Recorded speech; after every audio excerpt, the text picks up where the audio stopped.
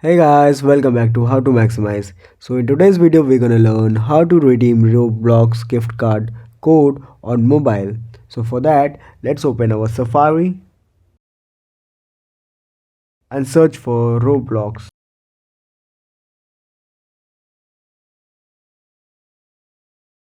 We can go through the app also, but I don't have it installed right now. So I preferred going in my browser. So I will be tapping on the continue in browser.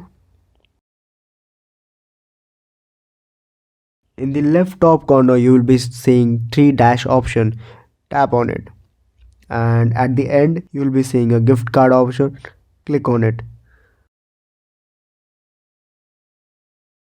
You will be redirected to a new web page like this. So we want to redeem the code, right? We have the code and I want to redeem it. So for that, in the right top corner there is an option redeem. Tap on it. Here it is.